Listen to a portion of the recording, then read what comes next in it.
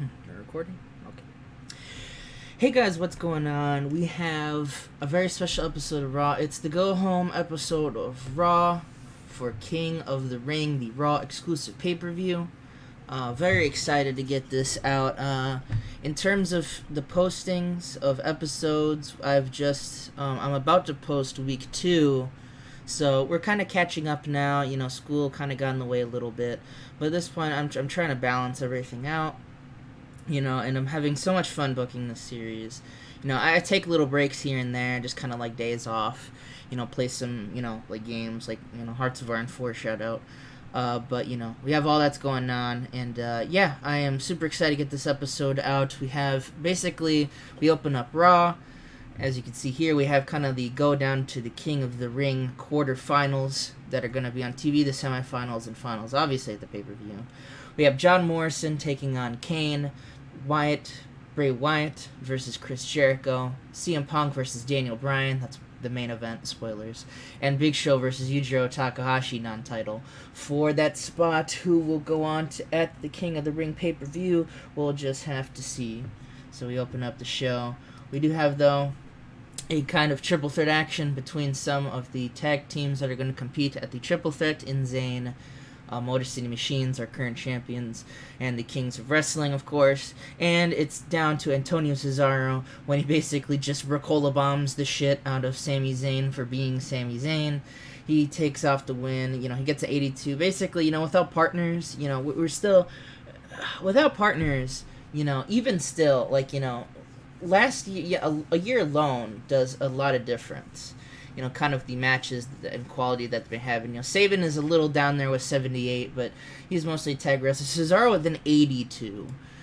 And this is kind of one of his few couple outings as a singles competitor. That's in the scale of things, that's pretty awesome, if I do say so myself. But yeah, no, good victory for the boys here, taking out Sami Zayn, where he gets some of that precious momentum Michael Cole likes to talk about. And then we have a good heat, decent wrestling, kind of at this point, the Big Show is kind of slowing down. Actually got better ratings here, so I guess the smaller matches do work good for him. But that's absolutely fine. The Big Show defeats Yujiro Takahashi with the knockout punch to secure his spot at the King of the Ring pay-per-view. Yujiro tries his best. He's having trouble overcoming the size. I don't think this is the last time we'll see these two, but all things considered, he does put in a good effort, but it's just not enough to take out the Big Show. And next we have a montage, basically. We see a montage of Chris Jericho's career set to a backdrop of some previously recorded footage from Chris Jericho's Twitter, where he just mocks the Shield for being, quote, pets of the dynasty, the kind of, in case you haven't missed, the kind of new authority state. Basically, they're the authority, but I like to consider them a little bit more better written. We haven't had a lot to do with them yet, but in the coming days, we'll see a lot more. He also takes cheap shot at Hunter and Stephanie as well, talking about the whole sports entertainment wrestling, basically trying to sell out the WWE for being the WWE, basically. And then it cuts to the Shield, the Shield's usual shaky cam footage. It says that Chris is a disgrace to the company, to the industry, sports entertainment. That's very clear. We're doing the whole sports entertainment versus wrestling thing. And to the Shield.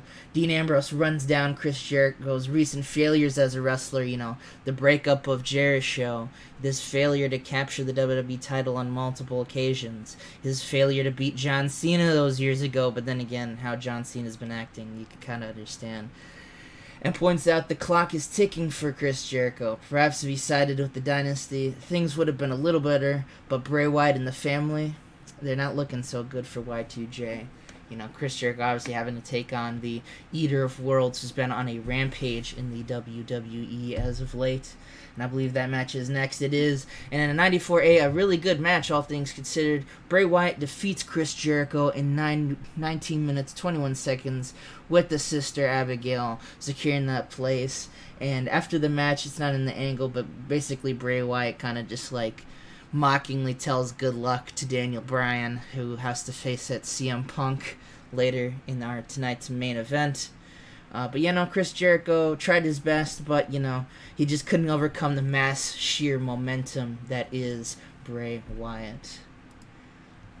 And in a 91B, which had good chemistry, but Kane's definitely one of the ones getting up there in a few years. But obviously he's a good key part in the storyline. Also, this match didn't have a storyline, which is odd. I thought Morrison was in the storyline, the overarching one, but whatever, who cares? He defeats Kane with the Starship Pain, and he gets a 97, by the way, which is awesome. He gets a huge victory and secures his place to go on to King of the Ring. So you have one more King of the Ring match, and that's the final one between Punk and Daniel Bryan. If I've said King of the Ring like 80 times, I'm going to slam my head into my keyboard. John Morrison debuted a new Hope spot that got the crowd behind him. He probably pointed to the sky and said that this is for you, Cody Rhodes, after he fucking exploded in the save. I'm still never gonna forgive this game. Like I've had a lot of luck with this game, just with injuries. Like this save particularly, like I've had barely any.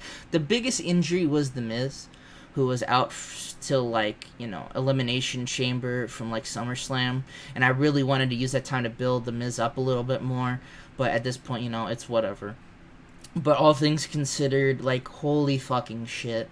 The fucking, just, Cody Rhodes exploding literally ruined, a year. I don't have, I know I've talked about, advanced planning I have, which I have a lot planned out, but it's very vague and could be interchanged. The Cody stuff, I had to rewrite all of that. I basically had a year kind of TV written out, vaguely, but still written out, and then he just alright, I'm about to head out, And, so he did that, It's like AEW, except here he's dead, so...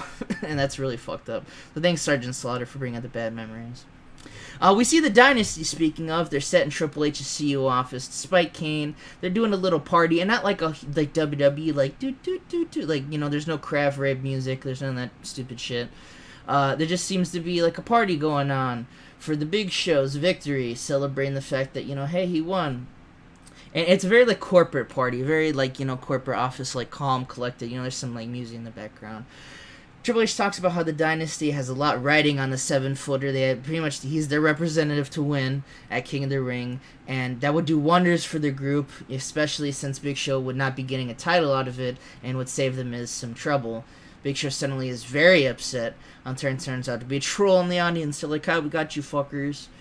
Big Show asked about how much money Triple H will be paying him off not to take that title match, saying no title run in the world could mean that. Plus, he points out his U.S. title, saying that's all the gold he needs to prove the domination of sports entertainment over the pure wrestling type of style. So, kind of evil shenanigans from the Dynasty. I kind of wrote this one really quick.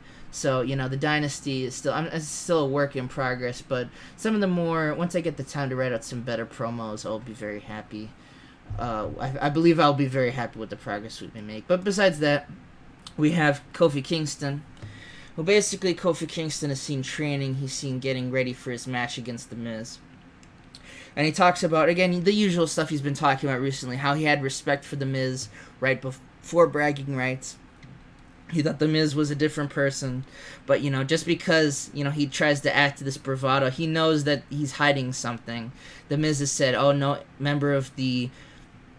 there will be no interference from members of the Dynasty. There's going to be none of that. Kofi says that that's full of shit and that he's planning something, but whatever it is, he's ready because at King of the Ring, he will achieve his dream once again. He will not be denied the WWE Championship. So, Kofi is very upset he lost it. It's kind of like the thing that, WWE, I think babyfaces should do is, care about being screwed out of shit, but that's a common complaint, so I'm not going to bore everybody. And we have kind of a just back and forth kind of match, a little match between Braid Warrett. I should change his name to Braid Warrett. Oh my god, hold on, I'm writing that down. That's going to be it's going to be his alter ego, his broken Matt, versus Jay Lethal. And, Jay Lethal puts in a good effort, but of course Wade Barrett beats him. At 13 minutes, so you feel Wade probably is pissed that it took him that long, but he still picks up the win with the Wasteland in 13-17.